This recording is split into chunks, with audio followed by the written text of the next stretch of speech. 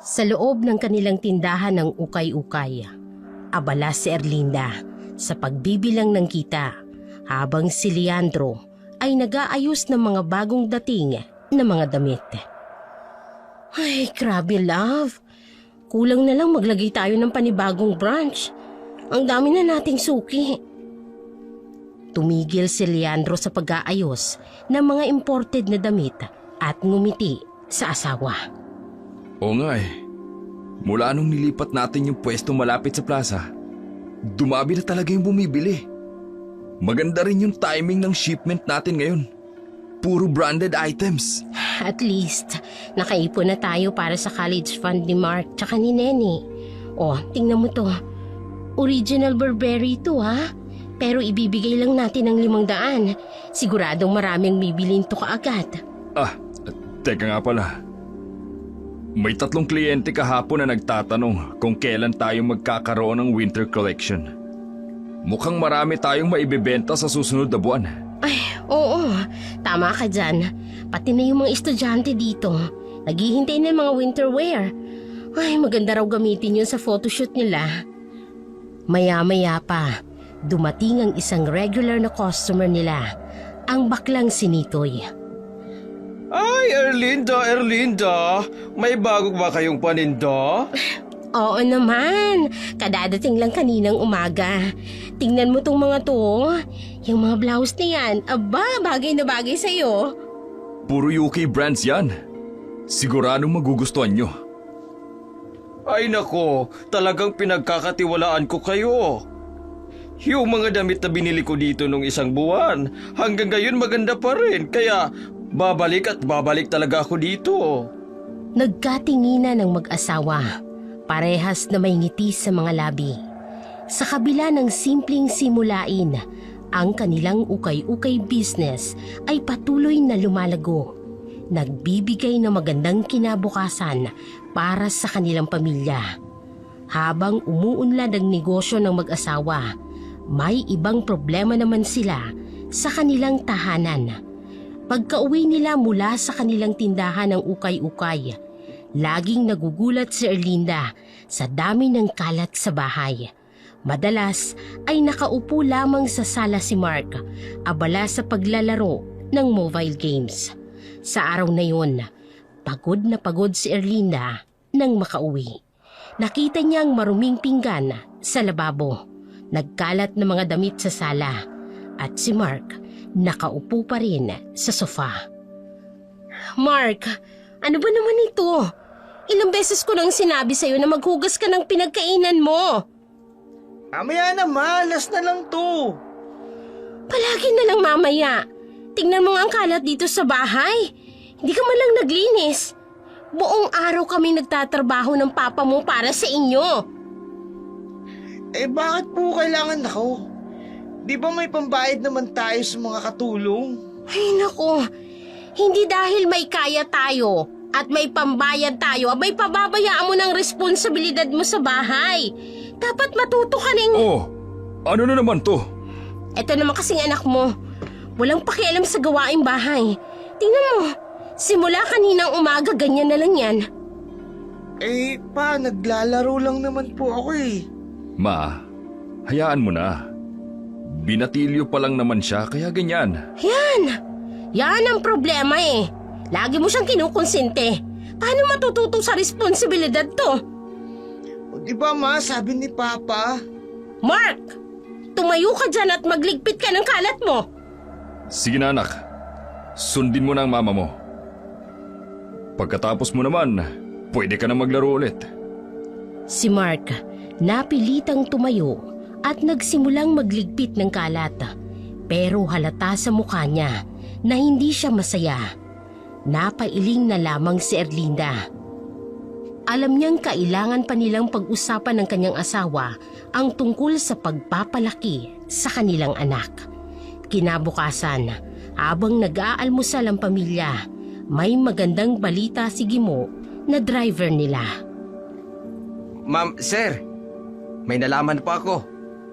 May malaking pista sa bayan ng San Roque sa susunod na linggo. Sabi ng pinsang ko doon, wala pa raw masyadong ukay-ukay sa kanila. Nako, Magandang pagkakataon yan. Oo nga, siguradong marami tayong mabibenta doon. Mabuti't sinabi mo, Gimo. Ibig sabihin po, aalis kayo? Oo, anak. Mga 2 linggo siguro kami doon. Malayo kasi ang bayan na yun. Eh sino po mag-aasikaso sa amin? Huwag kayong mag-alala. Tumawag na kami sa agency kahapon. May ipadadala silang katulong dito. Pero pa, hindi ko po kilala yung katulong.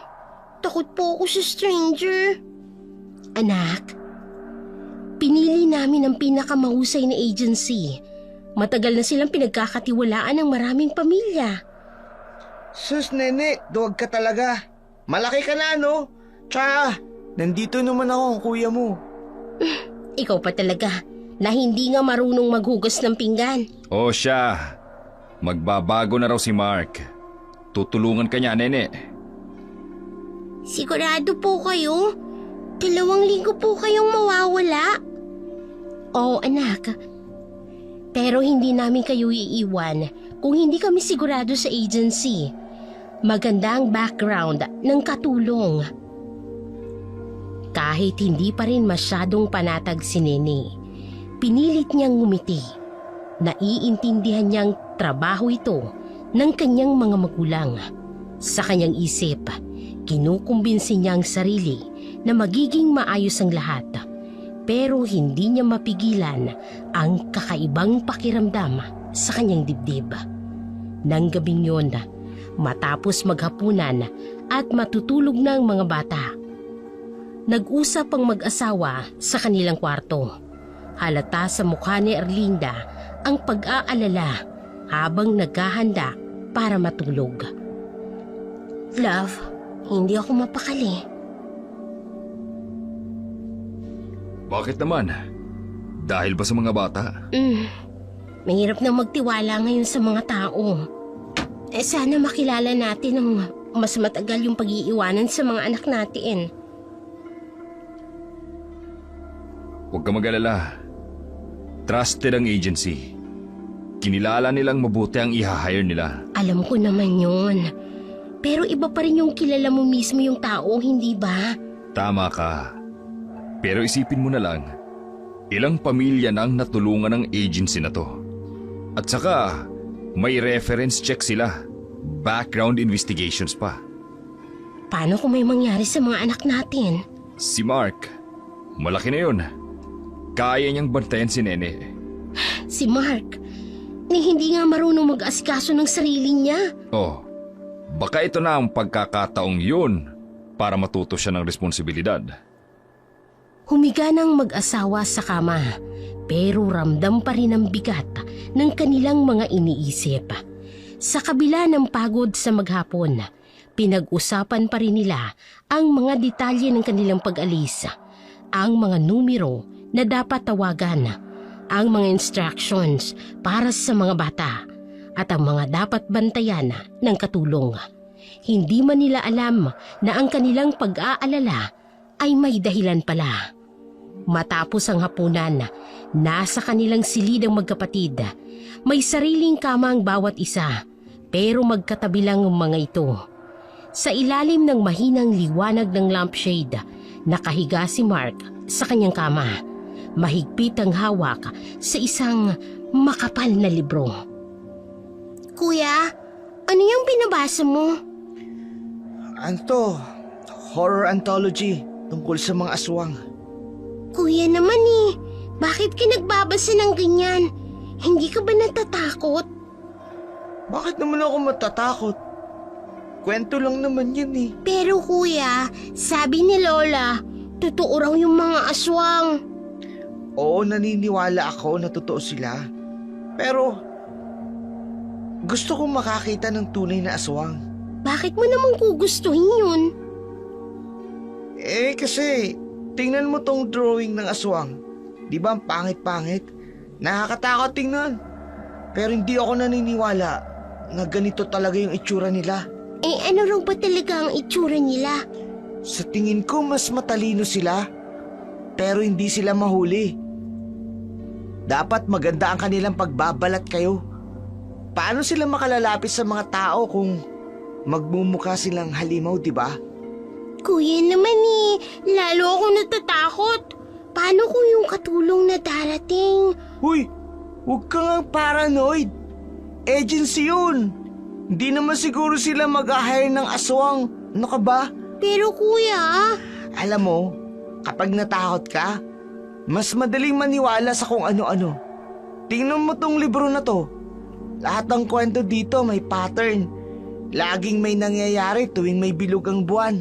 tapos Laging may warning signs. Hindi basta-basta lumalabas ang mga aswang. May mga palatandaan muna. Nawawalang hayop, amoy ng dugo, mga ganun. tama na nga. Ayoko nang marinig. Siya, tama na nga. Matulog ka na sa kama mo. Huwag ka mag-alala, babantay naman kita eh. Tumayo si Nene at lumipat sa kanyang kama. Pero hindi mapakali. Sa bawat kaluskos ng hangin, sa labas ng bintana, napapatingin siya sa direksyon nito. Si Mark naman, bumalik sa pagbabasa. Hindi namamalayan na ang mga kwentong binabasa niya ay malapit ng maging realidad sa kanilang buhay.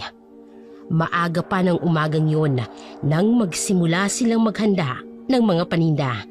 Nasa garahe ng malaking van. Nagsisimula ng magbuhat ng mga bulto ng ukay. Sige mo. Sir, mabigat po pala itong mga branded items ninyo. Oo nga eh. Puro winter wear kasi yan. Medyo makapal ang tela. Gimo, nasan yung mga boots na pinakita ko sa iyo kahapon? Ay nandyan po sa pick na sako, ma'am. Pinaghiwalay ko na po lahat ng sapatos. Pa, tulungan ko na po kayo. Oh, ang aga mo naman yatang bumangon ngayon. Mabuti naman at natututo ka ng tumulong. Pakikuha yung mga jacket sa storage room. Ma, gusto ko rin pong tumulong. Wag na anak, mabigat ang mga to. Tsaka kailangan mong mag-ayos ng gamit mo para sa school mamaya. Sir, magkakasya po kaya lahat ito? Ang dami nating dala ngayon ah. Dapat magkasya. Mahirap bumalik kung may maiiwan. Iakyat mo na lang yung iba sa bubong ng van. Pa, pati ba yung mga winter boots dadalhin ninyo? Oo anak, taglamig pa rin naman kaya siguradong mabibili yan. Tuloy-tuloy silang nag-aayos ng mga paninda. Bawat kahon, bawat sako ay maingat na inilalagay sa van. Hindi nila alam ng pag-aayos nito ng kanilang paninda ay siya ring simula ng isang kakaibang kabanata sa kanilang buhay. Matapos ang masigasig na paghahanda ng mga paninda, nag-break muna ang lahat para mananghalian.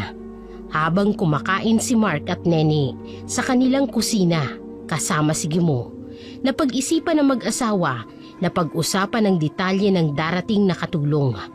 Nakatanggap kasi si Erlinda ng text mula sa agency tungkol sa background ng babae. Dove, dumating na yung info ng katulong galing sa agency. Oh, anong sabi? Kailan daw siya darating? Bukas ng hapon daw. Neri ang pangalan. 25 years old siya. May experience ba naman? Oo, 2 taon na raw siyang katulong. May magandang feedback naman sa mga dating employers. Pero Pero ano? taga-Sikihor siya. Sikihor? Bakit? May problema ba? Love naman. Alam mo bang maraming kwento tungkol sa Sikihor? Isla ng mga mangkukulam yun. Ay, sus love. Sa panahon ngayon, naniniwala ka pa rin sa ganyan. Hindi mo maintindihan. Noong bata pa ako, may kwento ang lola ko. May kapitbahay daw silang galing ng Sikihor. Maganda raw. Mabait. Pero tuwing kabilugan ng buwan, Ano naman raw? nawawala raw. Tapos, may namamatay na hayop sa baryo nila. Hanggang sa isang gabi, nakita raw ng lola ko na Na ano? na naging aswang. Paano kung may lahing aswang tong katulong na ito? Hindi ba pwedeng mag-request tayo ng iba? Ay, naku love. Una sa lahat, wala nang oras para mag-request ng iba. Bukas na tayo aalis. Pangalawa, cleared na siya sa agency. May certification pa nga. May certification bang hindi siya aswang? Ano ka ba? NBI clearance, recommendation letters, kumpletong requirements niya. Pero love, Saka isipin mo, kung talagang may masama siyang balak, bakit pa siya dadaan sa agency? Doon pa sa pinakakilalang agency sa lugar natin. sabagay. Pero sana man lang, hindi taga Sikihor. Sa kusina. Walang kaalam-alam sina Mark at Nene sa pag-aalala ng kanilang mga magulang. Hindi nila alam na ang mga aswang na binabasa ni Mark sa libro ay posibleng hindi na lamang katang-isip kung hindi magiging bahagi ng kanilang tunay na buhay. Bandang 3:00 ng hapon, tumigil ang isang taxi sa harap ng bahay ni na Leandro. Nasa sala ang buong pamilya, naghihintay sa pagdating ng bagong katulong. Ma, may taxi po sa labas. Siguro si Neri na yan. Sige. Mark, buksan mo na ang gate. Mark, inuutusan ka ng papa mo. Naku mama, hindi ka maririnig ni kuya. Mukhang naglalaro na naman. Ako na lang po. Nang buksan ni Nene ang gate, hindi niya mapigilan ang pagkagulat. Bumaba mula sa taxi ang isang dalaga na parang kalalabas lang ng salon. Magandang hapon. Ako si Neri. Galing ako sa agency. Ha? Ay, sige po. Pasok po kayo. Pagkapasok sa sala, lahat sila ay natahimik. Hindi nila inaasahan na ang darating na katulong ay kasing ganda ng mga artista sa telebisyon. Ikaw si Neri? Opo ma'am, pasensya na po, medyo late ako. Medyo naligaw po kasi kami. Sigurado ka bang gusto mong mamasukan bilang katulong? Opo sir, kailangan ko po kasi talaga ng pera. May pinag-aaral po kasi ako sa amin. Ang ganda mo kasi anak, para kang model. Nako, salamat po pero sanay po ako sa mga gawaing bahay. Dati na po ako naging katulong. Tingnan nga natin ang mga papeles mo. Habang binabasa ni Leandro ang mga papeles, napansin niyang kumpleto at maayos ang lahat. May 5 na siyang naging amo at ang bawat isa natapos niyang kontrata ng maayos. Mukhang magaganda ang mga feedback ng dati mong mga amo.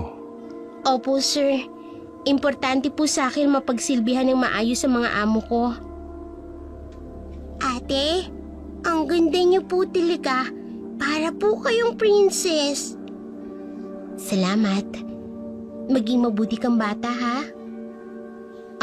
Sige. Ipapakita ko na sa iyo ang kwarto mo. Doon ko sa may katabi ng kusina. Ma, sigurado po kayong katulong siya? Baka naman po artista siya, tapos nagpa-prank lang. Mukhang totoo naman ang credentials niya. Sige na, Gimo. Tulungan mo na si Neri na buhati ng mga gamit niya, ha? Napansin ni Leandro na kahit maganda si Neri, may kakaiba sa kanya. Parang may lungkot sa kanyang mga mata na hindi maipaliwanag. Pero dahil sa kagandahang taglay nito at sa magagandang recommendation mula sa mga dating amo, unti-unti ring nawala ang kanyang agam-agam tungkol sa bagong katulong. Nang gabing yon, matapos ipakita kay Neri ang kanyang kwarto at ang bahay, nagpahinga ng mag-asawa sa kanilang silid. Katatapos lang nilang mag-ayos ng mga huling gamit para sa kanilang biyahe kinabukasan. Love, Mukhang maayos naman ang ipinadala ng agency sa atin, ano? Oo nga eh. Medyo nawala rin ang kaba ko tungkol sa... Alam mo na, Ang alin? Yung tungkol sa Sikihor. baka marinig tayo. Ay, naku love. Ang ganda-ganda ng babaeng yun. Kung may aswang man sa Sikihor, aba sigurado ako, hindi ganun ang itsura. Sa bagay. Pero, alam mo bang... Ang problema ko lang, kapag magkasama kami, parang akong yayin niya sa ganda ng kutis niya. Nakita mo ba yun? Ang kinis ng balat niya. Para siyang artista. Ikaw talaga. Yan pa talaga ang inaalala mo. Eh, syempre naman. Aba, pati nga si Nene, pati si Gimo natulala. Hindi ako magugulat kung may manligaw dyan sa mga susunod na araw. Basta, sigurado akong mapapanatag tayong umalis. Mga 2 linggo rin tayong mawawala. Oo nga. Nakita mo naman kung paano siya makipag-usap kay Nene. Parang ate talaga. At kumpleto naman ang mga papeles niya. Background check at mga recommendations. Tsaka mukhang matalino. Hindi tulad nung iba na kinailangan pang paulit-ulit na ipaliwanag ang mga gagawin. Oh, tapos na ba yung mga inaayos mo? Maaga pa tayo bukas. Oo, tapos na. Ay, sana nga talaga maging maayos ang lahat. 2 linggo din yun. Hindi man nila alam na ang kanilang usapan tungkol sa magandang katulong ay may ibang kahulugan. Sa likod ng magandang mukha ni Neri ay may lihim na hindi nila mahahalata hanggang sa masyadong huli na. Maaga pa kinaumagahan. Nasa labas ng van na puno ng mga ukay-ukay. Naghahanda na si Gimo sa pagmamaneho habang nagpaalam ng mag-asawa sa kanilang mga anak. Oh, Nene, nasaan ang kuya mo? Nasa taas po. Naglalaro pa rin po eh. Ayaw pong bumaba.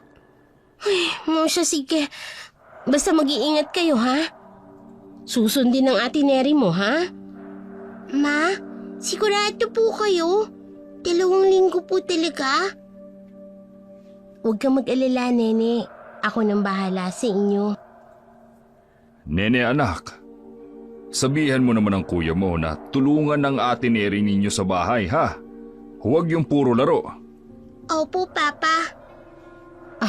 Neri, ito ang emergency numbers namin, ha? Pati yung number ng pinsang kong pulis, tsaka ng ospital. Huwag po kayong mag-alala, Ma'am. Bantay na bantay ko po sila. Ate, katabi niyo na lang po ako matulog, oh. Sige, kung gusto mo, magbabasa tayo ng mga kwento bago matulog. Ma'am, sir, 6:00 na po. Baka maabutan tayo ng traffic. Oh, siya. Oras na. Neri, pangalagaan mo ang bahay at mga anak namin ha. Pangako po, sir. Iingatan ko sila ng higit pa sa sarili kong buhay. Huling yakap, huling halika, at sumakay ng mag-asawa sa van. Habang papalayo ang sasakyan, nakatingin pa rin si Neni kay Neri na nakangiti sa kanya. Hindi niya alam kung bakit, pero sa kabila ng kalungkutan sa pag-alis ng kanyang mga magulang, may kakaibang panatag siyang nararamdaman sa presensya ng kanilang bagong katulong. Kinaumagahan, nagising si Mark sa amoy ng nilulutong almusal. Kakaibang simoy nito sa dating amoy ng pritong itlog na laging almusan nila. Gusgusin pa at hindi pa naghihilamos ng muka, dumiretso na ito sa kusina. Nene, ikaw ba yung Natigilan si Mark sa pintuan ng kusina. May magandang dalagang nakatayo sa harap ng kalan. Nagluluto ito ng pancake. Suot nitong simpleng t-shirt at maong na pant. Pero hindi ito nakabawas sa kagandahan niya. Sino ka? Sino kayo? Kuya naman, napakawalang modo mo. Siya si Ate Neri. Siya yung bagong katulong natin. Magandang umaga, Sir Mark. Gusto mo ng pancake? May bacon din. Sigurado kayong katulong kayo? Ang ganda niyo naman. Kuya! Bastos na to. Okay lang yan, Nene. Sanay na ako sa ganyang reaksyon. Upo ka na, sir. Katatapos ko lang lutuin yung batch ng pancakes. Kailan kayo dumating? May sus, kuya. Kahapon lang. Kasi naman, busy ka masyado sa paglalaro. Yun tuloy, hindi mo nakita si Ate Neri pagdating niya. Eto na po, sir. May syrup na din po ito. Salamat po, Ate Miss Neri. Ay, namumula si kuya, oh. Tumahimik ka nga. Kumain na kayo ng mabuti. May schedule pa ba kayo ngayong araw, sir? Sir, Wala.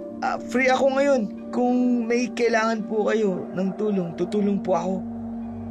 naku, kakaiba ka ngayon, kuya. Kahapon ayaw mong tumulong kay mama. Tapos ngayon, ikaw pa talagang nag-offer na tutulong.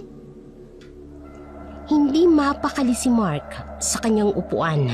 Sa bawat galaw ni Neri sa kusina, hindi niya maiwasang mapatingin. Hindi niya akalain na ang katulong na sinasabi ng kanyang mga magulang ay kasing ganda ng mga artista sa telebisyon. Pero sa likod ng kanyang pagkamangha, may kung anong kakaiba siyang nararamdaman. Isang hindi maipaliwanag na pangamba na tila nakatago sa likod ng magandang ngiti ni Neri. Matapos ang almusal, naglakad-lakad si Mark sa bahay. Hindi ito mapakali. Hindi niya maalis sa isip ang kagandahan ng bagong katulong. May kung anong humihila sa kanya para sundan ito at obserbahan ang bawat kilos. Nang tanghaling yun, napadaan si Mark sa tapat ng kanyang kwarto. Napatigil siya nang makita si Neri na nasa loob, naglilinis. Napansin niyang kakaibang pagkakaayos ng kwarto. Mas malinis at mas maayos kesa sa dati. Miss Neri, anong ginagawa niyo dito? Sir Mark, nililinis ko lang yung kwarto ninyo. Medyo magulo kasi. Ang galing niyong maglinis. Parang naiba yung kwarto ko. Salamat po, sir. Itinago ko po muna yung mga libro ninyong horror. Hindi po maganda sa inyo magbasa ng ganun. Ha? Ano sabi niyo? Yung mga libro po ninyo tungkol sa mga aswang at mangkukulam. Hindi po maganda sa isip ng mga ganyang kwento. Sandali lang po Wala kayong karapatang hawakan ng mga gamit ko. Sir, para po sa ikabubuti ninyo yon. Maganda ka nga sana kaso pakialamera ka naman. Ayoko ng ganyan. Mula ngayon, ayoko nang pumapasok ka sa kwarto ko. Pasensya na, Sir Mark. Pero parte po ng trabaho ko ang paglilinis ng buong bahay. Bahala ka sa kalat. Basta wag niyong gagalawin mga gamit ko. Nasaan na yung mga libro ko? Sa unang pagkakataon, nakita ni Mark ang kakaibang kislap sa mga mata ni Neri. Isang kislap na hindi niya maintindihan kung takot ba o babala. Matapos ang mainit na pagtatalo, lumabas si Mark ng kwarto at padabog na bumaba ng hagdan. Si Neri naman ay nanatili sa loob, nakatingin sa pinto kung saan lumabas ang binata. Maya-maya, narinig niya ang mahinang pagkatok. Ate Neri, okay lang po kayo? Ate! Nene, pasok ka. Narinig ko po kasi yung sigawan. Sorry po pasensya ka na sa kuya ko. Hindi ko naman intensyong magalit siya. Ang mga librong yung kasi. Yung mga horror horror stories po ba niya? Oo, hindi maganda sa isip ang mga kanyang kwento, lalo na sa edad niya. Ganyan po talaga kasi si kuya, ate. Mabait naman po talaga siya. Kaso lang, ayaw niya po talagang pinakikialaman ng mga gamit niya. Pero, bakit ba siya interesado sa mga kwentong ganon? Matagal na po siyang mahilig sa mga horror stories. Minsan nga po, pinabasa niya pa yun sa akin. Pero, natatakot po ako, kaya po tumitikil siya. Ganun ba? Parang masyado siyang interesado sa mga bagay na hindi dapat pinag-aaralan. Normal lang naman po yung kay kuya. Curious lang po talaga siya. Minsan nga po, tinanong niya si Lola tungkol sa mga kwento ng aswang noon. Aswang? Opo, pero wag po kayong mag-alala. Hindi naman po naniniwala si kuya na totoo yun. Para po sa kanya, kwento lang po yun. Pero, paano kung totoo pala? Ate naman eh, kayo rin ba naniniwala sa mga ganyan? Akala ko po pa ayaw niyo ng horror. Napansin ni Neni na parang nagbagong ekspresyon ni Neri. May kung anong lungkot at takot na gumagapang sa kanyang magandang mukha. Tama ka, kwento lang ang mga yun. Pero pakisabi na lang sa kuya mo, pasensya na. Hindi ko nagagalawin ang mga libro niya. Opo ate, kakausapin ko po siya mamaya. Mabait naman po talaga si kuya eh. Nagulat lang siguro siya. Kasi hindi po siya sanay na may pumapasok sa kwarto niya. Salamat, Nene. Mabutit naiintindihan mo ko. Sa kabila ng pagpapakita at pag-unawa ni Neni, hindi pa rin mapawi ang kakaibang kaba sa dibdib ni Neri. May kung anong bumabagabag sa kanya, isang lihim na hindi niya maaaring ibahagi kahit sa inosenteng bata. Sa bayan naman ng San Roque, tahimik na nakaupo sina Erlinda at Leandro sa kanilang tindahan. 2 araw na silang naghihintay ng mga mamimili, pero wala pa rin dumarating. Love, parang mali yata tayo ng timing natin. Tingnan mo, 2 araw na tayo dito. 1 bulto pa lang ang nabibenta natin. Hindi ko maintindihan. Ang sabi kasi ni Gimo, maraming tao dito dahil malapit ng piyesta. Kaya nga eh. Gimo, oh, saan ka pa galing? Ma'am, may napag-alaman po ako. Oh, anong balita, Gimo? Ma'am, kaya pala walang masyadong tao. May aswang daw po dito sa bayan. Ano? Opo, sir. Kinikwento ng mga tao sa karinderya. May nawawala raw ng mga tao. Tapos, may nakikitang dugo sa mga bakuran. Ay, sus naman, Gimo. Sa panahon ngayon, naniniwala pa kayo sa mga ganyan? Totoo po, ma'am. Kaya nga po marami nang umaalis. Lalo na raw po tuwing kabilugan ng buwan. Kailan bang susunod na kabilugan ng buwan? Sa Sabado pa naman daw po. Pero sir, dapat mag-ingat tayo. Ay, naku. Nawalan tuloy tayo ng kita dahil sa mga tsismis na yan. Teka, love. Baka naman totoo. Ikaw ha? Kanina lang ayaw mong maniwala sa mga kwento tungkol sa sikihon. Ngayon naman... Ibang usapan to, love. Kung totoo nga... Sir, pwede naman po tayong lumipat ng ibang bayan. Hindi. Hintayin natin ang kapistaan. Baka dumami naman yung tao. Sigurado ka ba? Oo. Sayang naman ang pagod natin kung uuwi tayo ng ganito lang ang kita. Hindi mapakali si Leandro. Sa kanyang isipan, bumabalik ang mga kwento ng kanyang lola tungkol sa mga aswang. Hindi niya maiwasang isipin paano kung totoo nga at higit sa lahat, paano ang mga anak nila sa bahay. Sa gitna ng madilim na gabi, Dalawang lalaking nagtatago sa likod ng malaking puno sa harap ng bahay ni Leandro. Maingat silang nag-uusap habang pinagmamasdan ang tahimik na bahay. Pre, sigurado ka bang walang tao dyan? Oo nga.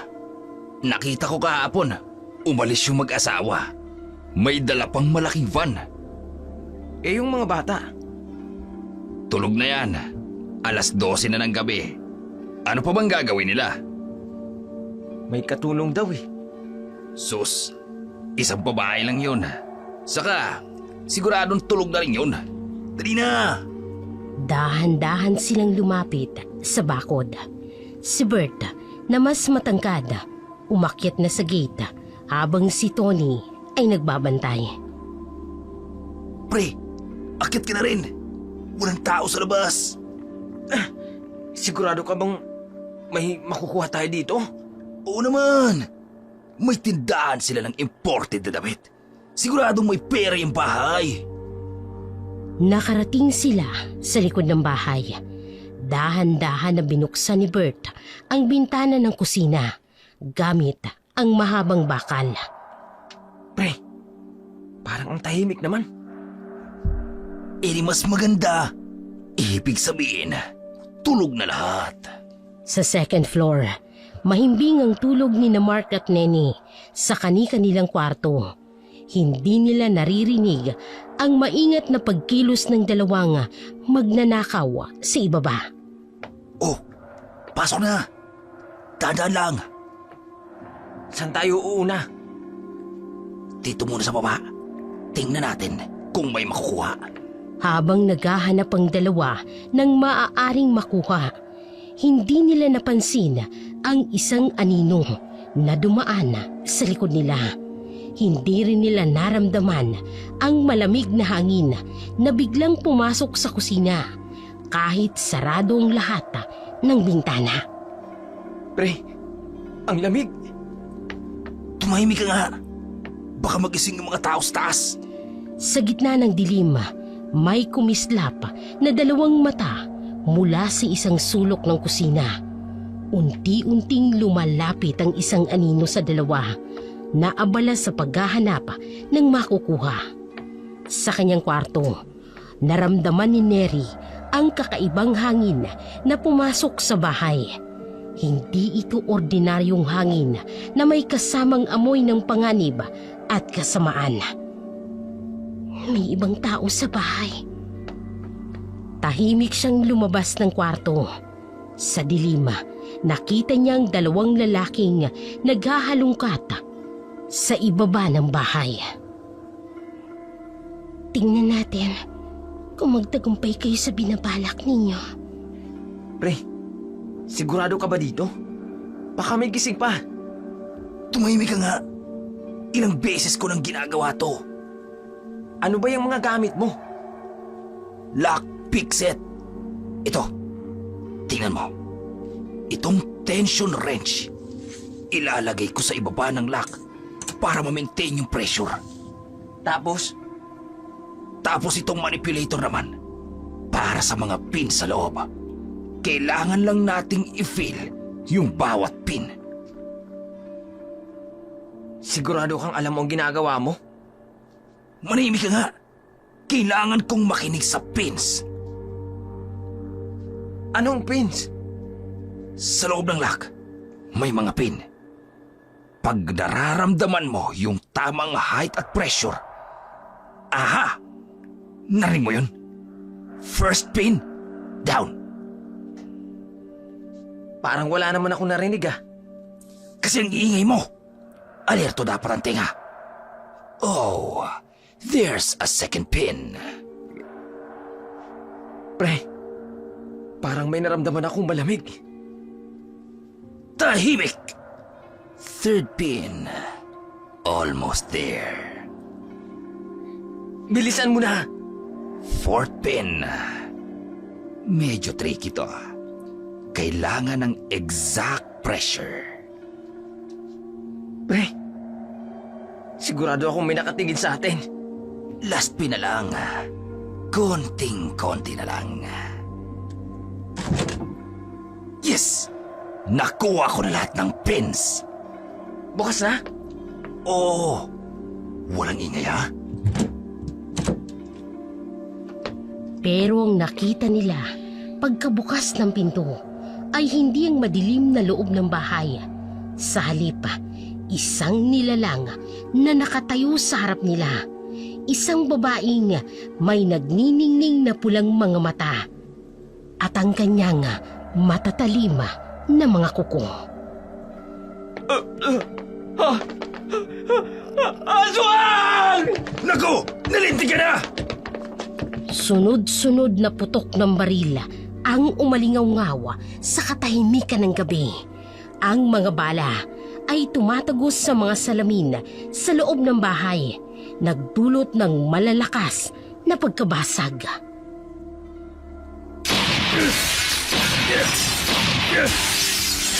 Bakit hindi tumatagos? Pero ang bawat bala ay parang hangin lang na dumadaan sa nilalang. Si Neri o ang dating si Neri ay unti-unting naglalakad papalapit sa kanila. Ang mga matay nagniningning sa dilim at ang kanyang ngiti ay nagpapakita ng matatalim na mga ngipin. Biglang naglaho ang kakaibang nilalang sa harap ng dalawang magnanakaw na parabang sumisilip sa dilim ng gabi. Nanginginig sa takot na napasigaw si Tony. May aswang sa bahay na ito! Totoong may aswang! Aswang ang sumalubog sa atin! Lintik! Nalintig ka na! Tara na! Nagsitakbuhan ang dalawa palabas ng bakuran. Halos hindi na tumitingin sa dinadaanan. Si Bert ay nadapa pa sa kanyang pagmamadali, pero mabilis na bumangon at sumunod kay Tony na noon ay nasa kalye na. Sa itaas ng bahay, nagising sina Mark at Nenny sa ingay. Narinig nila ang mga putok ng baril at ang pagkabasag ng salamin. Kuya? Kuya, may mga putok sa baba. Narinig ko rin yun. Saan kaya galing yun? Kuya, nasan si Ate Neri? Teka, titingnan ko sa baba. Ikaw, manatili ka lang dito sa kwarto mo, ha? Huwag, kuya! Delikado! Dito ka lang. Isasara ko lang pinto. Huwag kang lalabas, ha? Hanggat di kita sinasabihan. Dahan-dahan na bumaba si Mark sa hagdan. Hawak ang baseball bat na nakasabit sa kwarto niya. Madilim ang paligid, pero nakita niya ang mga basag na salamin sa sahig at ang bukas na pinto ng kusina. Sino kaya yun? Sir Mark, bakit po kayo bumaba? Miss Neri, kayo pala. Anong nangyari? May narinig kaming... May mga magnanakaw po. Pero huwag kayong mag-alala. Tumakas na sila. Pero may narinig kaming putok. Oo, may baril sila. Pero hindi ko alam kung bakit bigla na lang silang natakot. Ano? Teka, ang daming basag na mga salamin dito. Oo, pinagbabaril nila yung kanina. May kakaiba sa ngiti ni Neri na hindi maintindihan ni Mark. Sa ilalim ng mahinang liwanag mula sa labas, parang may nakita siyang kislap sa mga mata nito. Isang kislap mula sa librong binabasa niya tungkol sa mga aswang. Sir Mark, bumalik na po kayo sa itaas. Ako na pong maglilinis sa mga basag na salamin. Huwag po kayong mag-alala. Hanggat nandito ako, walang makakapasok dito sa bahay niyo na masasama ang balak. Tumango si Mark at dahan-dahan ang umakyat. Pero sa bawat hakbang niya pabalik ng kwarto, ramdam niya ang kakaibang presensya ni Neri sa likuran niya. Ang dating takot niya sa mga magnanakaw ay napalitan ng ibang uri ng takot. Isang takot na hindi niya maipaliwanag. Pero sigurado siyang may kinalaman sa misteryong tagabantay na iniwan sa kanila ng kanilang mga magulang. Samantala, sa kwarto naman ni Neni, kinakabahan ito sa narinig ng mga putok ng baril. Maya-maya pa, nakita niya ang anino ni Neri na papalapit sa kanyang pintuan. Ate Neri, kayo po ba yan? Oo, ako nga, Neni. Huwag kang matakot. Bumukas ang pinto ng kwarto ni Neni. Nakita niyang nakatayo si Neri sa tapat ng pintuan ng kanyang kwarto. May kung anong kakaiba sa presensya ng kanilang yaya na napapangiti nang lumapit sa kanya. Ate, ano po yung nangyari sa baba? May mga pumasok na masasamang loob. 2 lalaki. Sinubukan nilang magnakaw. Ate, natatakot ako. Narinig ko po yung mga putok ng baril. Pero wala na sila. Bigla silang nagsipagtakbuhan. Bakit po? Ano pong nangyari sa kanila? Hindi ko alam. Basta bigla na lang silang umalis. Pero ate, hindi ko naman nila sinaktan. Hindi naman, Neni. Hindi nila ako kayang saktan. At higit sa lahat, hindi ko hahayaan na may mangyaring masama sa inyo. Bumalik sa pagkahiga si Neni. Medyo panatag na dahil sa presensya ni Neri. Pero si Mark ay hindi pa rin mapakali.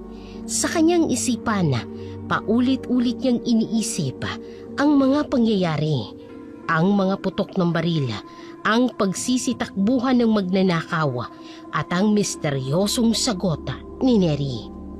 May kung anong kakaiba sa mga mata ng kanilang yaya na nagpapaalala sa kanya sa mga kwentong bayang binabasa niya.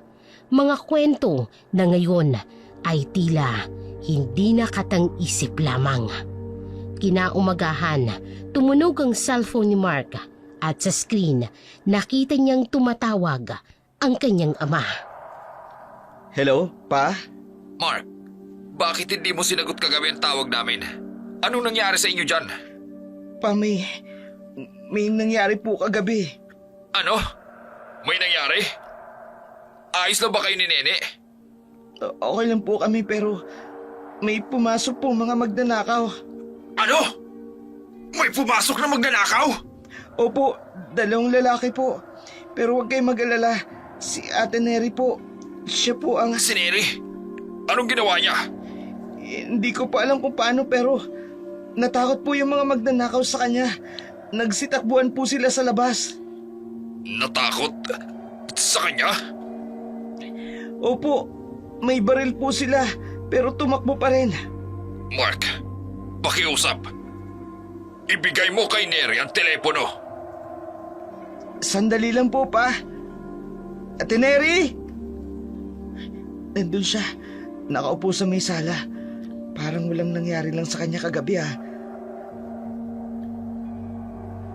Ate Neri! Si Papa, kakausapin ka. Akin na. Hello po, sir. Neri, salamat at binantayan mo ang mga anak ko. Trabaho ko po yan, sir. Pangako ko po sa inyo. Uuwi na kami ngayon din. Sir, Hindi na ako mapakali. huwag po kayong mag-alala. Sigurado pong walang mangyayaring masama sa mga anak ninyo. Neri, kahit anong mangyari, huwag mong iiwan ang mga anak namin. Hindi po, sir. Hindi ko sila iiwan. Kahit kailan, kahit kanino, hindi ko hayaang may mangyaring masama sa kanila. May kung anong malalim na pangako sa tinig ni Neri na nagpagaan sa loob ni Leandro. Pero sa kabilang banda, may kakaiba ring pakiramdam siyang hindi niya maipaliwanag. Isang pangamba na nagsasabing ang tagamantay na kanilang iniwan ay may ibang anyo na hindi niya lubos na maunawaan. Pagdating ni Leandro at Erlinda sa bahay, agad nilang nakita ang mga bakas ng kaguluhan. Nagkalat pa rin ang mga basag na salamin at ang mga pinsala ng bala sa dingding. Mga anak, buti na lang walang nangyari sa inyo. Grabe ang nangyari dito. Neri, salamat ulit. Trabaho ko po. Tatawag ako ng pulis. Kailangan nating i-report ito. Maya-maya pa ay dumating na ang mga pulis. Sinuri nila ang lugar at kinuha ang mga detalye ng pangyayari. Pwede po bang ikwento ninyo kung ano talagang nangyari? May 2 lalaki po. Pinasok po nila ang bahay gamit ang lockpick. Nang makita nila ako, nagpaputok sila ng baril at tumakbo. At hindi po kayo natamaan? Hindi po. Mabilis po akong kumilos. Buti na lang at nandito si Neri. Dahil kung wala siya, May nakita po ba kayong mga pagkakakilanlan sa mga suspect? 2 lalaki po. Isang matangkad. May suot na itim na jacket. Ang isa naman ay medyo maliit. Nakamaong. Matapos kunin ang lahat ng detalye, umalis na rin ang mga pulis.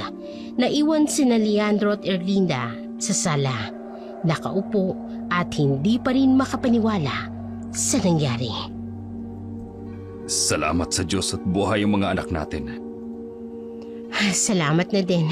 At nandito si Neri. Kung wala siya, Neri, mula ngayon, permanente ka na dito sa amin. Hindi na namin hahayaang umalis pa ang isang anghel na nagligtas sa aming mga anak. Ngumiti si Neri, pero sa kanyang mga mata ay may kung anong malalim na lungkot. Isang lungkot na parang nagmumula sa isang lihim na hindi kayang ibahagi sa pamilyang nagbigay sa kanya ng bagong tahanan.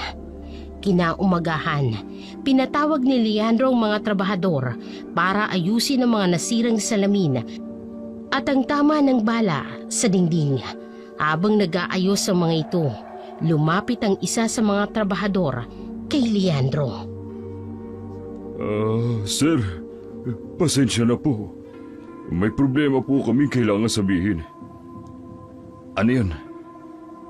Kasi po, yung iba po sa mga kasamahan namin, ayaw na po magtrabaho dito. Bakit naman? May kumakalat po kasing balita na may aswang daw po sa bahay ninyo. Ano?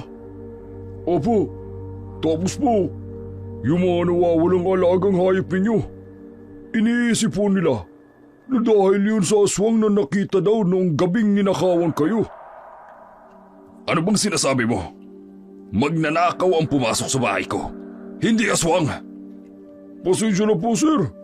Sinasabi ko lang po kung anong narinig namin. Tapusin na lang ninyo ang trabaho bago maghapon. Aalis ako mamaya. Sige po, sir.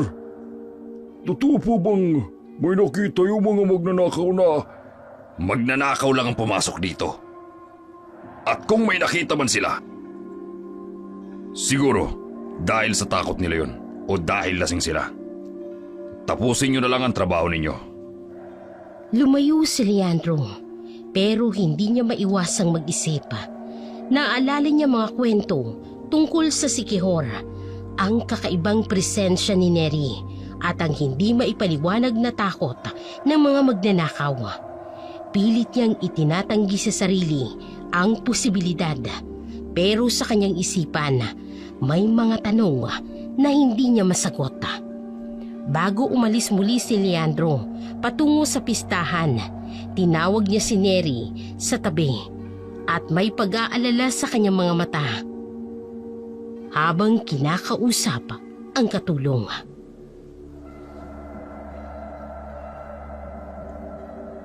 Neri, alam kong hindi ka ordinaryong katulong. po, Hindi ko alam kung ano ka talaga o kung saan ka nagaling. Pero nakita ko kung paano mo pinoprotektahan ang mga anak ko. sir. Kaya mahigpit kong pinaaalala sa'yo. Alagaan mo sila. Huwag mong pababayaan ang mga anak ko, Neri. Pangako ko po, sir. Kahit ano pong mangyari, kahit sino pang pumasok dito, wala pong makakalapit sa kanila. At Neri, kung ano man ang totoo tungkol sa'yo, Magtiwala po kayo, sir. Mahal ko po sina Mark at Nene, tulad ng sarili kong pamilya. Tumango si Leandro at sumakay na sa van habang pinapanood ang paglayo ng sasakyan. Nananatiling nakatayo si Neri sa harap ng bahay. Ang kanyang mga mata ay may kakaibang ningning sa ilalim ng araw. Sa loob ng bahay, walang kamalay-malay sina Mark at Nene na ang kanilang tagabantay ay isang nilalang na higit pa sa kanilang inaakala. 3 araw ang nakalipas, ilang araw na lang at kabilugan na ng buwan. Si Mark na noon ay nakaupo sa bintana ng kanyang kwarto, patuloy na pinagmamasdan ang kakaibang kilos ni Neri. Iba talaga ang kilos niya paggabi. Parang may nahanap. Nang gabing yun, nakita ni Mark si Neri na lumabas. Nadala ang mga labahin, dahan-dahan siyang bumaba at sinundan ito. Bakit sa gabing ito siya maglalaba? Hindi naman ganito ang oras ng paglalaba niya dati. Tsaka, bakit hindi niya ginagamit ang washing machine? Madali lang yun. Parang gusto niya talaga sa labas Iba ang tingin niya sa buwan. Para siya nababahala. Hindi naman ganyan ang normal na tao. Parang sa mga kwento, kapag malapit nang magbilog ang buwan. Oh, bakit siya tumigil? Parang may nararamdaman siya. Teka, parang naamoy niya ako. Nasa dilim na ako't malayo. Pero parang nalalaman niya. Naku, nakatingin siya sa direksyon ko. Paano to? Ang dilim-dilim dito. Ang mga mata niya, parang nagniningning sa dilim. Hindi pwede ito. Hindi totoo ito.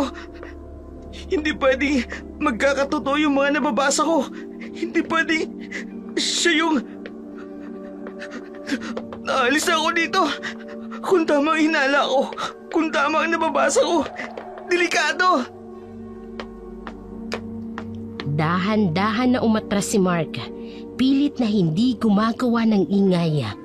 Pero sa kanyang pag-atras, may naapakan siyang tuyong sanga. Ang mahinang tunog nito ay parang kulog sa katahimikan ng gabi. Narinig niyo yun? Sa gitna ng madilim na hardin, nagtugma ang kanilang mga tingin. Hindi nagdalawang isip si Mark na humarap ng diretso kay Neri. Ate Neri? Sir Mark, bakit po gising pa kayo? Kayo? Saan kayo pupunta? Magpapahangin lang po. Magpapahangin? Ilang gabi ko na kayo nakikitang lumalabas tuwing hating gabi. Ano ba talagang ginagawa niyo sa labas? Sir Mark, hindi mo ko dapat sinusundan. Bakit? May tinatago ba kayo? Kasabot kayo ng mga magnanakaw na yun, ano? Palabas niyo lang ang lahat ng yun. Hindi. Huwag kang mag-isip ng ganyan. Katunayan, binabantayan ko kayo. Ayoko nang maulit ang nangyari. Pero, ilang gabi ko na kayo nakikitang lumalabas ng gate. Hindi normal yun. Anong ginagawa niyo sa labas? Bakit kayo tahimik? Sagutin niyo ako. Anong ginagawa niyo sa labas ng bahay tuwing hating gabi? Tumahimik ang paligid. Ang malamig na hangin ay dumaan sa pagitan nila. Nagpakilabot yun sa balat ni Mark. Sa ilalim ng mahinang liwanag ng buwan, napansin niya ang kakaibang kislap ng mga mata ni Neri. Isang kislap na parang hindi sa tao. May mga kwento sa baryo. Mga kwento tungkol sa... Anong kwento? May aswang daw. Na kaya tumakbo ang mga magnanakaw dahil may nakita silang aswang. May nakita silang... May nakita silang... Hindi ko alam. Pero alam ko may tinatago kayo. Hindi kayo ordinaryo katulong. Hindi normal ang mga mata ninyo sa dilim. Hindi normal ang lakas ninyo. Hindi normal na... At kung hindi nga ako normal, anong gagawin mo? Napaatras si Mark. Sa unang pagkakataon, nakita niya ang tunay na anyo ng takot. Hindi sa mga kwentong binabasa niya, kung hindi sa harapan mismo niya, nakatago sa magandang muka ng kanilang yaya. Pagkatapos ng kakaibang paghaharap nila ni Neri, tumakbo si Mark sa kanyang kwarto at kinuha ang cellphone. Nanginginig ang kanyang daliri habang tinatawagan ang kanyang ama. Pa, may sasabihin ako sa inyo. Mark, anak, 12:00 na ng gabi. Bakit gising ka pa? Pa, si Ate Neri po, may kakaiba sa kanya. Ano na naman ang pinagsasasabi mo? Lumalabas po siya tuwing hating gabi. Ilang gabi ko na po siya napapansin. Tapos kanina, sinundan ko siya. At ano naman ang mga nakita mo? May kakaiba sa kanya. Ang mga mata niya, nagniningning sa dilim. Tapos alam niya sinusundan ko siya. Kahit nasa madilim ako. Yan ang nakukuha mo kababasa ng mga urban legend story mo. Pero patotoo po, hindi po normal. Tama na ha? Mark, tama na. Hindi ko maintindihan kung bakit pati yung yaya na nagligtas sa inyo mula sa magnanakaw, pinag-iisipan mo ng hindi maganda. Papakinggan niyo ko. Wala nang pero-pero. Kung hindi dahil kay Neri, baka kung ano na ang nangyari sa inyo ng kapatid mo. At ngayon, pag-iisipan mo siya ng masama, ha? Hindi po masama. Gusto ko lang po maintindihan kung bakit... Mark! Tama na ang kababasa mo ng mga horror stories. Nagpapasalamat dapat kayo kay Neri. Hindi yung pinaghihinalaang may masama siyang balak. Hindi po masama. Bukas na bukas din. Gusto kong humingi ka ng tawad kay Neri. Mahiya ka naman sa kanya. Pa! Hello! Hello! Bakit ayaw maniwala ni Papa? Totoo yung nakita ko. Sinundan ko si Ate Neri kanina. At nakita ko may kakaiba sa kanya. Hindi siya normal na tao. Natatakot ako baka kung anong gawin niya sa amin pag nagtagal siya dito. Ayoko na sa kanya. Kailangan mawala na siya dito sa bahay. Alam ko, kasabot niya lang yung mga magnanakaw na yun. Palabas niya lang yun. Ibinaba ni Leandro ang tawag, habang si Mark ay nalilito pa rin sa kanyang kwarto sa pagitan ng kanyang nakikita at ng kawalan ng paniniwala ng kanyang ama. Sa labas ng kanyang bintana, ang buwan ay unti-unting lumalaki, parang isang matang nagmamasid sa dilim ng gabi. Matapos kausapin ng kanyang ama, agad namang tinawagan ni Mark ang kanyang ina, umaasang may makikinig sa kanya. Hello? Mark, bakit anak? Kausap mo raw ang papa mo. Ayaw niya po maniwala sa akin. Pero may kakaiba po talaga kay Ate Neri. Ano bang sinasabi mo, anak? Nakita ko po siya. Lumalabas po siya tuwing hating gabi. Tapos kanina, nung sinundan ko po siya, may kakaiba sa mga mata niya. Parang hindi siya tao. Mark, Totoo po, Ma. Hindi po ako nagsisinungaling. Ayaw po maniwala ni Papa. Pero alam ko, may hindi normal sa katulong natin. Ayoko na kay Ate Neri. Natatakot lang ako sa kanya. Ramdam ni Erlinda ang panginginig ng boses ni Mark. May kung anong kabaring gumagapang sa kanyang dibdib. Mark, ano ba tong naririnig ko? Pa, hindi po. Tama na! Hindi ka pa ba nahihiya? Pati ang mama mo, dinamay mo pa sa kalokohan mo. Pero pa, Mark, panahon na para maging responsable ka. Tigilan mo na ang kababasa ng kaisipan tungkol sa mga aswang at kung ano-ano pa. hindi po kaisipan to ng bata. Nakita ko po talaga siya. Bukas, gusto kong makita kung nag-aaral ka. Hindi ang pagbabasa ng horror story mo. Naintindihan mo? Sa background, narinig ni Mark ang mahinang boses ng kanyang ina. Parang may gustong sabihin, pero hindi makapagsalita. Ang dating kaba sa dibdib ni Erlinda ay unti-unting lumalaki. Pero wala siyang magawa kung hindi ang makinig habang pinapagalitan ng kanyang asawa ang kanilang anak. Sa tindahan ni na Erlinda, may matandang babae na bumili ng ukay-ukay. Habang namimili ito, biglang nabanggit nito ang tungkol sa aswang na sumasalakay sa kanilang lugar. Naku po, totoo ba yung mga kwento tungkol sa mga aswang dito? Ay, oo naman anak. Nakakita na nga ako ng tunay na aswang. Talaga po? Ano pong itsura? Hindi katulad ng mga napapanood natin sa pelikula, ang tunay na aswang. Hindi rin katulad ng mga nakikita nating cover sa mga nakatatakot na aklat.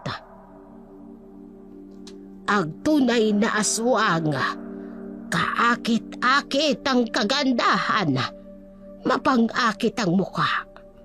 Kagaya nung aswang na sumalakay dito. 6 na buwan siyang nanilbihan muna sa isang mayaman dito. Ano pong nangyari?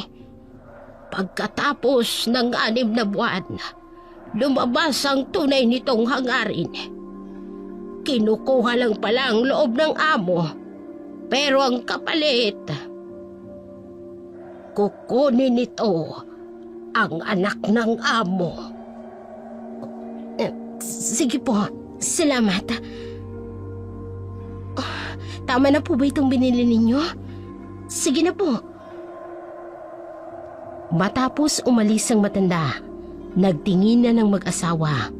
Parehong nakaukit sa kanilang isipan ang mga salita ng matanda. Love? Si Neri? Ang mga bata, kailangan umuwi na tayo. Teka, aayusin ko lang to. Hindi na, kailangan nating umuwi ngayon din. Gimo, pakiayos na naman kailangan. Gimo! Pero ma'am, sir, hindi pa po tapos ang pista. Hindi na mahalaga ang kikitain natin, Gimo. Ang mahalaga, ang mga anak namin. Si Mark, sinubukan niyang sabihin sa atin, hindi natin siya pinakinggan, Leandro! Gimo, bilisan mo. Magligpit na tayo nang makauwi ka agad.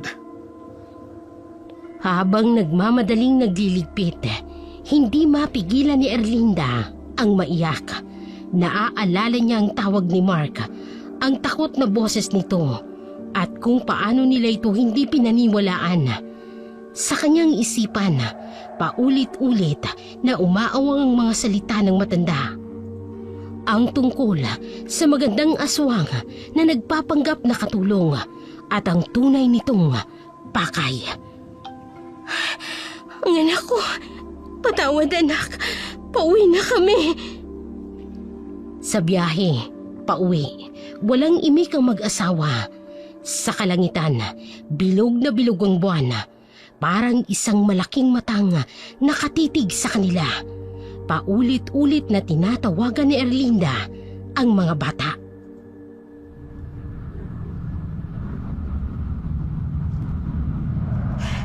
Wala pa rin sumasagot. Subukan mo ulit, love. Sige, sandali.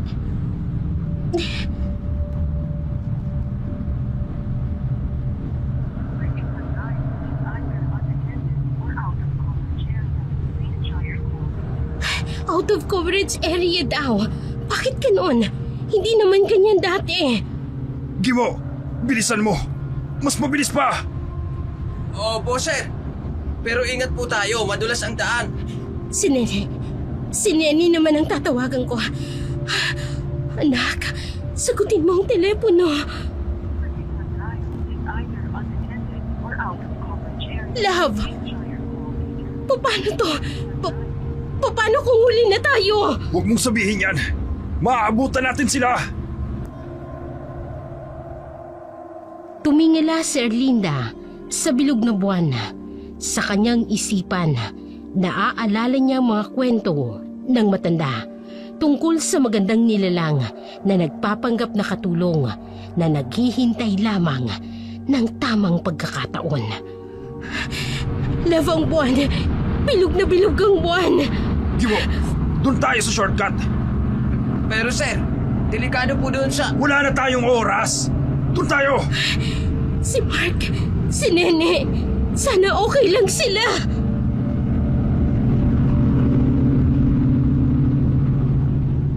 Tumakbo ang van sa madilim na daan.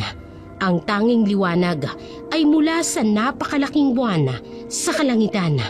Sa bawat segundong lumilipas, parang may kakaibang bigat na dumadagan sa dibdib ni Erlinda at Leandro. Ang bigat ng pag-aalala, ang takot at ang pangambang baka huli na ang lahat. Sa kabilang dako naman, sa bahay ng mag-asawa, sa gitna ng katahimikang yun, nakarinig si Mark ng kakaibang kaluskos mula sa ibaba. Hindi niya mapigilan ang sariling bumangon at silipin kung ano yun. Dahan-dahan siyang lumabas ng kanyang silid. Binuksan ang pinto nang walang ingay. Ano kaya yun? Parang may gumagalaw sa kusina. Maingat na bumaba si Mark sa hagdan. Iniiwasang makalikha ng ingay sa bawat yabag niya. Nang malapit na siya sa kusina, narinig niya ang mahinang tunog ng ref na bumubukas. Si Ate Neri kaya yun? Sumilip si Mark sa pintuan ng kusina. Doon, sa mahinang liwanag ng buwan na pumapasok sa bintana, nakita niya si Neri, nakatayo sa harap ng bukas na ref, pero may kakaiba sa kanyang kilos. Anong kinakain niya? Nakita ni Mark na kinuha ni Neri ang hilaw na karne mula sa ref. Hindi niya mapigilang matulala nang makita kung paano ito kinain ng kanilang yaya. Parang hayop, walang pakialam kung hilaw ito. Hindi! Hindi pwede! Hindi totoo ito! Biglang tumigil si Neri sa pagkain. Tumayo siya ng tuwid at dahan-dahang lumingon sa direksyon ni Mark.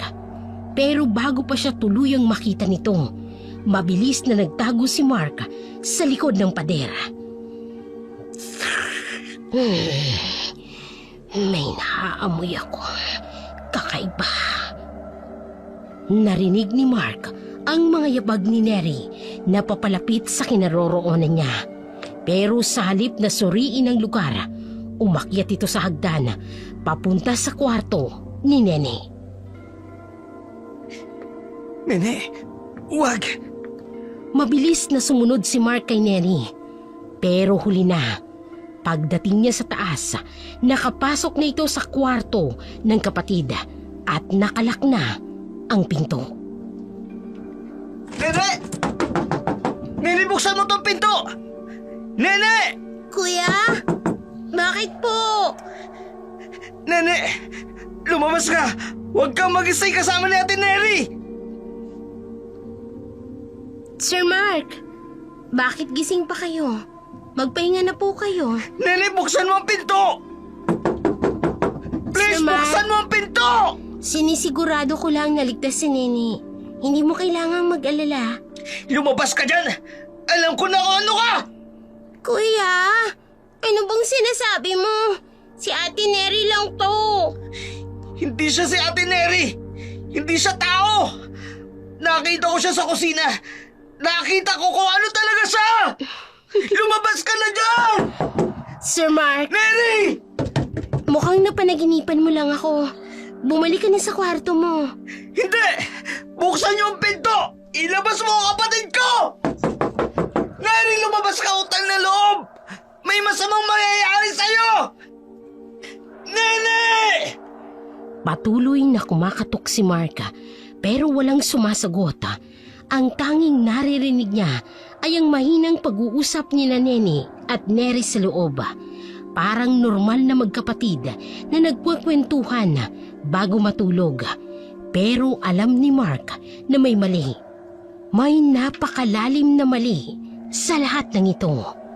Sa loob ng madilim na silid, napalayo si Nene nang makitang unti-unting pagbabago ng mukha ni Neri. Ang dating magandang mukha ay naging kakaiba habang ang mga pangil ay humahaba. Tulong! Tulong! Tulong! Nene, sandali. Huwag kang matakot. Ate, ano pong nangyayari sa inyo? Nene, pakinggan mo ko. Hindi kita sasaktan. Inaatake lang ako ng pagiging aswang. Aswang?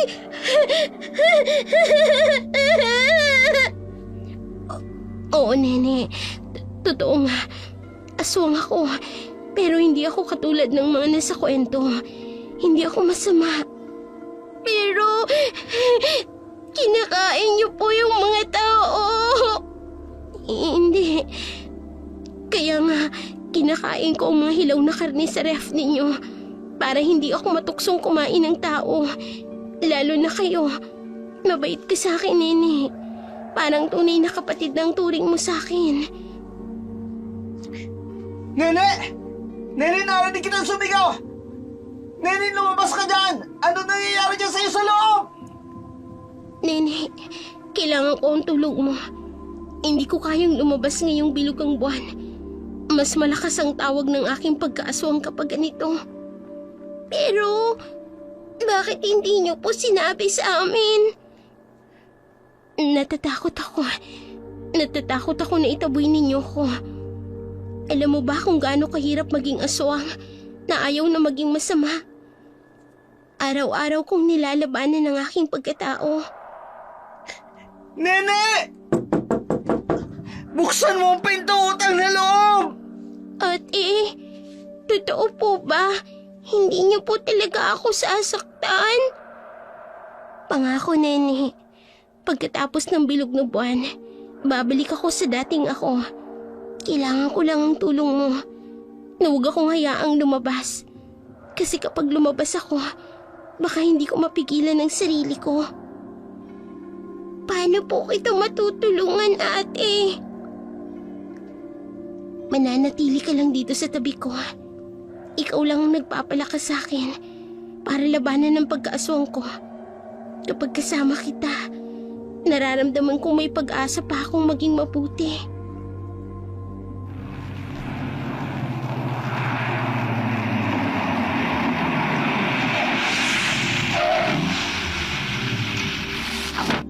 Samantala, tumigil na ang kotse ng mag-asawa sa harap ng kanilang bahay. Nagmamadaling bumaba si Mark upang salubungin ang kanilang pagdating. Halata sa kanyang kilos ang pag-aalala at takot. Ma! Pa! May nangyayari kay Nene! Ano nangyari? Nasaan ang kapatid mo? Si Ate Neri, pumasok sa kwarto niya kanina. Narinig ko sila nag-uusap. Pero pagkatapos, bigla na lang tumahimik. Anong ibig mong sabihin? Bakit hindi mo sinabi agad? Natatakot akong tingnan pa eh. Parang may kakaiba kay Ate Neri. Tara na, puntahan na natin si Nene. Nagmamadali silang umakyat sa second floor at agad na binuksan ang pinto ng silid ni Nenny. Pagkabukas, nakita nilang mahimbing na natutulog ang dalawa. Nakayakap si Nenny kay Yaya Neri. Hindi malaman ng mag-asawa kung magagalit ba sila kay Mark sa kanyang pag-aalala o magpapasalamat dahil maayos at ligtas naman ang kanilang mga anak. Oh, akala ko ba may masamang nangyari? Ang payapa naman nila. Baka nadala lang ng takot si Mark. Aayaan na natin. Ma, paano gagawin nyo? May kakaiba kay Ate Neri. Bakit to siya ayaan dyan? Mark, tingnan mo naman. Mahimbing ang tulog ni Nenny. Nakayakap kay Neri. Wala namang masama. Pero ma, seryoso po ako. Kanina po may narinig akong kakaiba. Tama na, Mark. Hindi ka dapat basta nagpaparatang. Saka, pagod na kami. Gusto lang naming makasigurong maayos ang lahat. Pero po, Tama na. Ligtas si Nenny. Yun ang mahalaga. Sabay na tumalikod ang mag-asawa at bumaba. Naiwan si Mark sa tapat ng pinto. Nakatitig kay Neri at sa kapatid niya. Nagngingit-ngit ngunit hindi makahanap ng tamang sagot. Sa kusina, nakita ni na Erlinda at Leandro ang nagkalat sa labas ng ref, mga piraso ng karne na nakakalat sa sahig. Leandro, ano to? Bakit nagkalat ang karne? Ewan ko. Mukhang may hayop na nakapasok. O baka naman naiwan nila ang ref na nakabukas. Sigurado ka bang naiwang nakabukas ang ref? Hindi ko rin alam. Basta, lilinisin ko na lang to. Love, baka may dapat tayong pagtuunan ng pansin. Anong ibig mong sabihin, love? Si Neri, parang may nararamdaman akong kakaiba sa kanya. Hindi ko lang masabi kung ano. Ay, walang masama kay Neri. Tigilan mo na rin ang pag-iisip ng kung ano-ano. Magpahinga na tayo. Sana nga, pero hindi ako mapakali. Kinaumagahan, habang abalang mag-asawa sa kusina, lumapit si Neri upang magpaalam. Sinabi niyang uuwi na siya sa kanilang probinsya. Ngunit nang banggitin niya ang pangalan ng lugar na uuwian, agad na naalala ni Erlinda ang matandang babae na nagkwento tungkol sa aswang na nag-a-apply bilang kasambahay.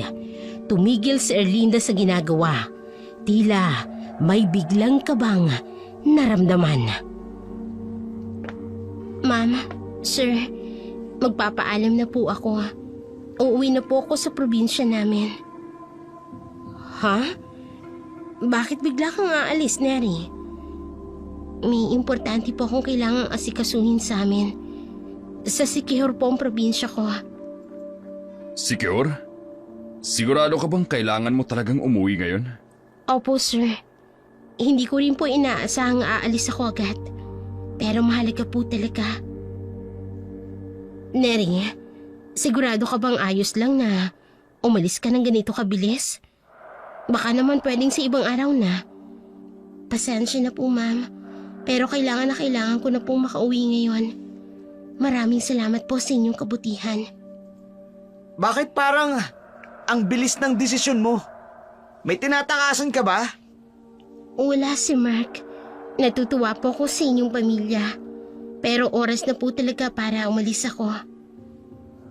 Sabi mo sa Siquijor ka uuwi? Opo, ma'am.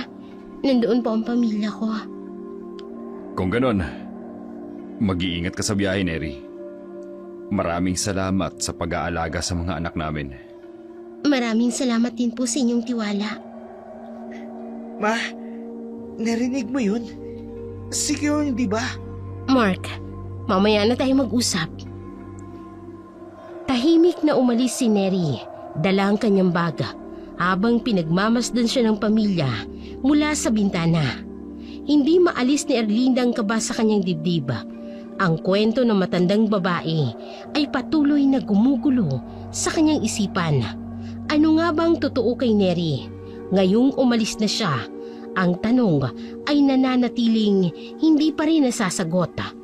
Matapos ang kakaibang karanasan sa kanilang kasambahay na si Neri, unti-unting nagbago ang ugali ni Mark.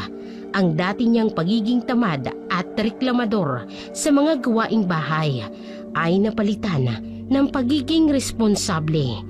Ayaw niya nang magkaroon pa ng katulong sa kanilang bahay dahil sa takot at trauma na iniwan ng kanilang huling yaya. Mark, anak, hindi mo kailangan gawin lahat ng gawaing bahay. Maghahanap tayo ng bagong katulong para hindi ko masyadong nahihirapan. Hindi na, Ma. Ayoko na po ng ibang tao dito sa bahay. Ako na lang po ang gagawa. Anak, masyado kang nagkukumahog sa mga gawain. Pwede naman tayong magtiwala ulit. Pero pa, hindi niyo po ako naiintindihan. Hindi na ako magpapapasok ng iba rito.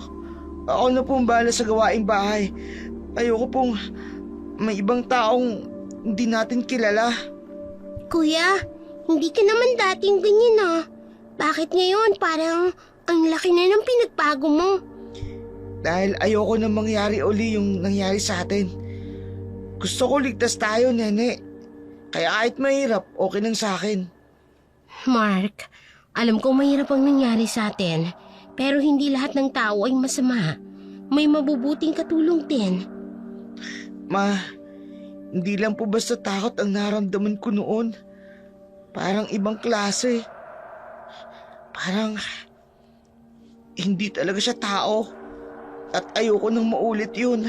Anak, kung ayaw mo, hindi na muna tayo kukuha ng iba. Pero tandaan mo, hindi sa lahat ng oras kaya mo mag-isa. Alam ko po. Pero ngayon, ito po yung gusto kong gawin.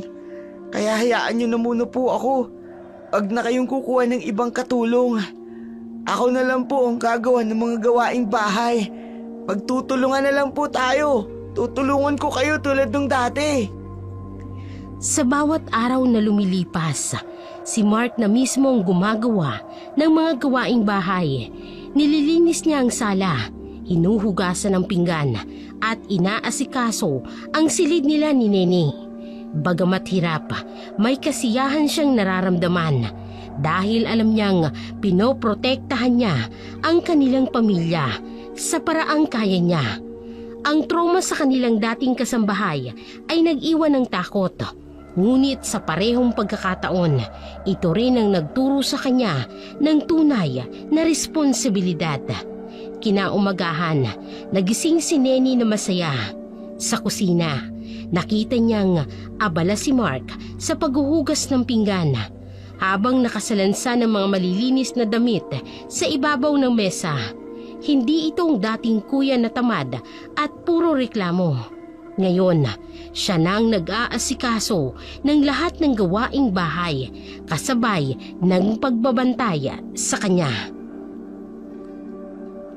Kuya, ang sipag mo ngayon ah. Siyempre, kailangan ko itong gawin para sa'yo at kay mama at kay papa. Ayoko nung umasa sa iba. Kuya, may sasabihin ako sa'yo. Ano yun, Nene? Totoo, kuya. Aswang si Ate Neri. Oh, ano sabi mo? Bakit hindi mo sinabi kaagad? Kasi nakiusap siya sa akin. Sabi niya hindi naman daw siya masamang aswang. Mabait naman daw siya, kuya. Hindi daw siya nananakit. Bakit ka naniwala sa kanya? Paano mo na sigurado na hindi siya delikado? Kuya, naramdaman ko yun. Tuwing magkasama kami, parang gusto niya lang talagang protektahan tayo. Kaya nga tinulungan niya tayo nung gabing may pumasok na magnanakaw. Pero Nene, hindi natin alam kung kailan siya magiging delikado. Aswang pa rin siya. Kuya, umalis na nga siya, di ba? Sabi niya, aalis siya para hindi na tayo matakot sa kanya. Pero alam mo, mabait talaga siya. Kaya nga tinago kong lihim niya. Siguro tama ka, Nene. Pero mabuti na rin yung wala siya rito. Di tayo magiging kampante kung nandito siya. Salamat, kuya.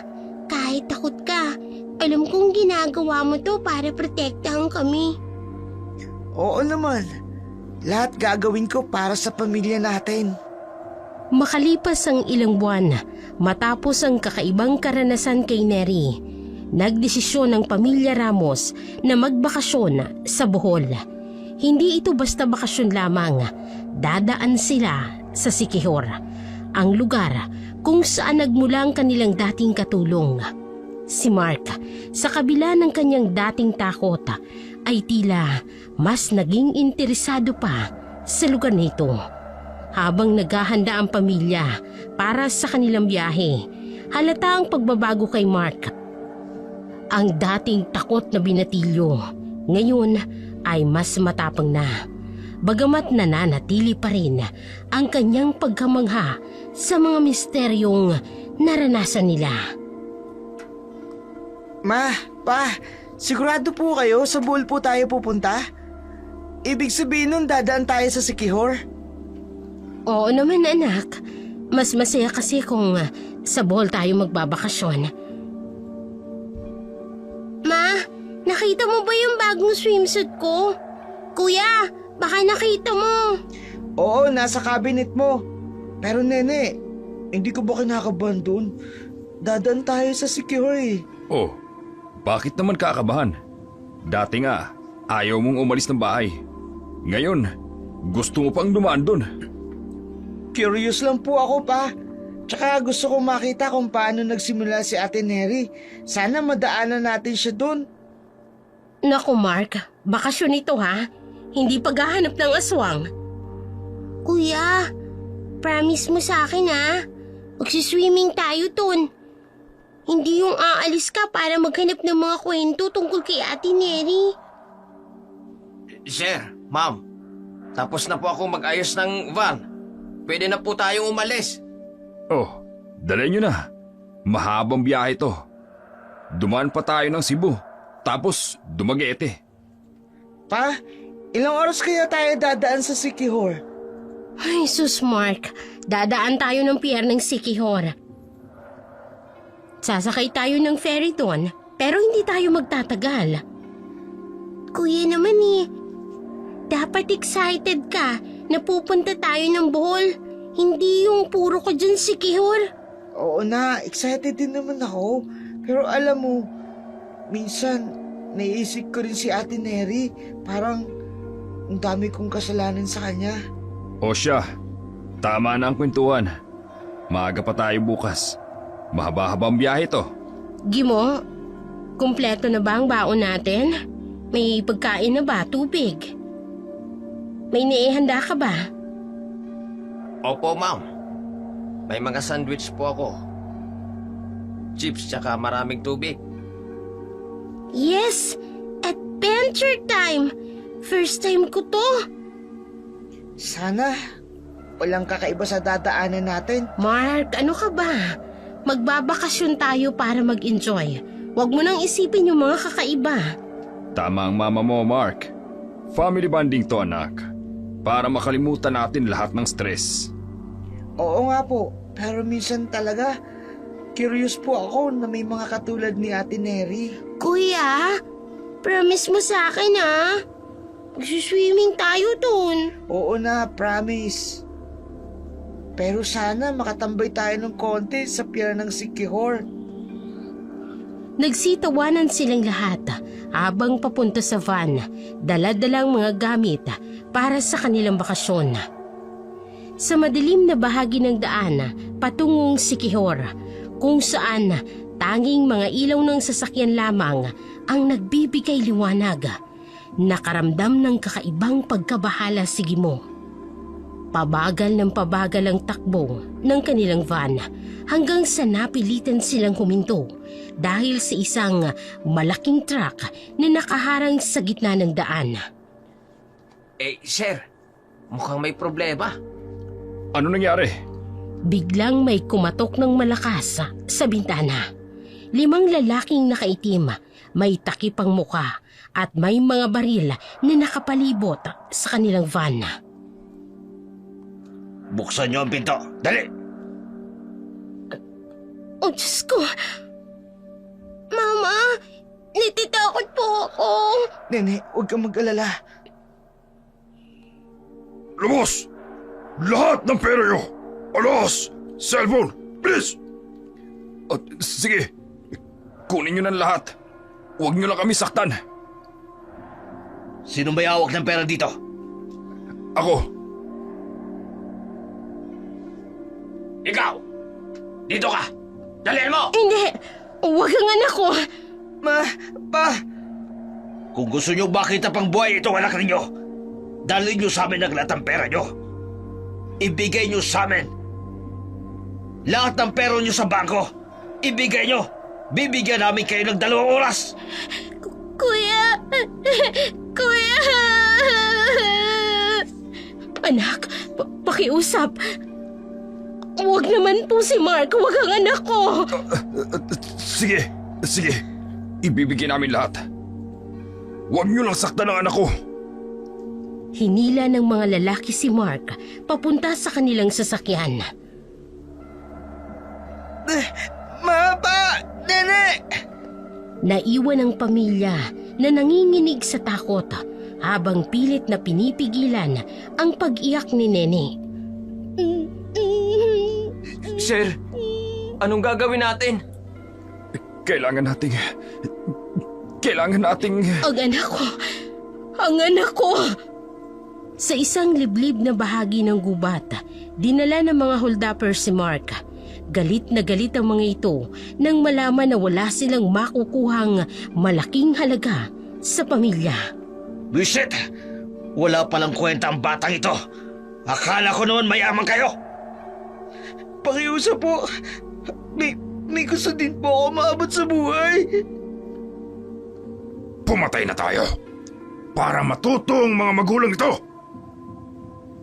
Tama! Patayin na natin to. Hindi. Pakiusap po. Magdasal ka na, bata! Biglang may malakas na hangin ang dumaan.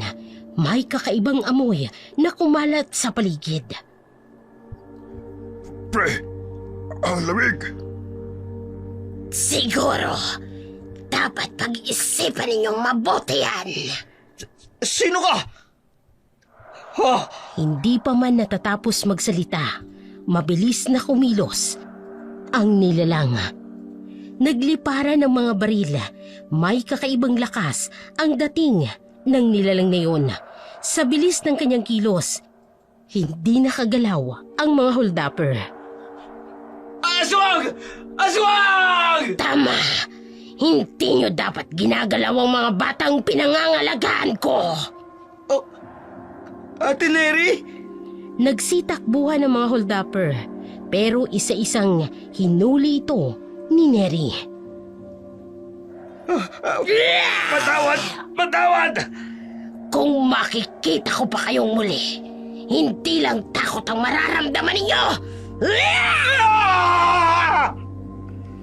Binitiwan ni Neri ang mga holdupper na nagsitakbuhan papalayo. Halos hindi na ito lumingon dahil sa takot. Sir Mark, ligtas ka na.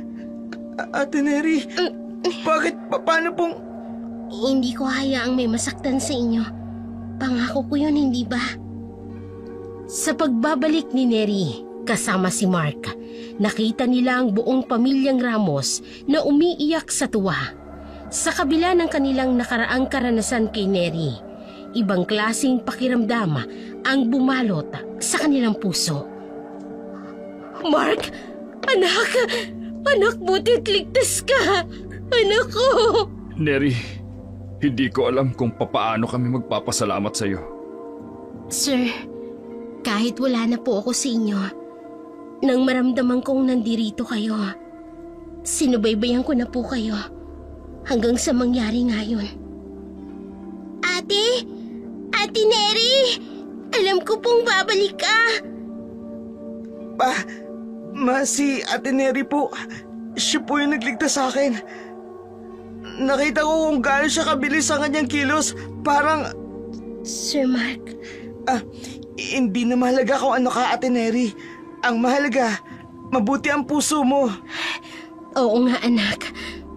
Pasensya na sa lahat ng pagdududa namin sa iyo noon, Neri. Kahit na iba ka, kahit na may kakaiba kang kapangyarihan, nakita namin kung papaano mo pinotektahan ang aming mga anak. Kaya nga po, hindi po ako natatakot kay Ate Neri noon eh. Alam ko pong maputi siya. Ate, salamat. Hindi lang sa pagliligtas, kundi sa lahat ng itinuro mo sa akin.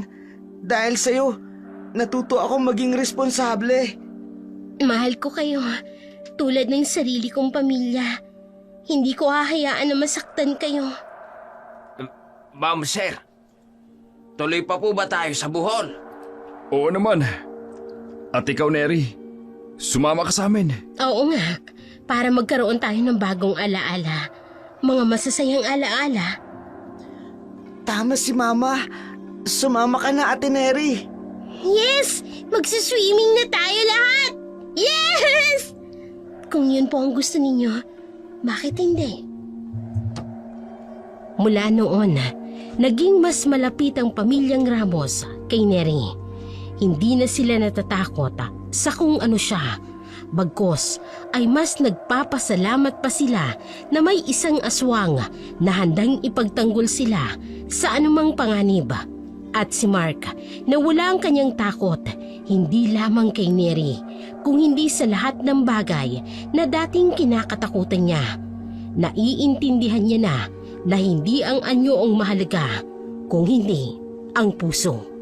Sa kabila ng lahat, ang pamilya'y natutong magtiwala sa isa't isa.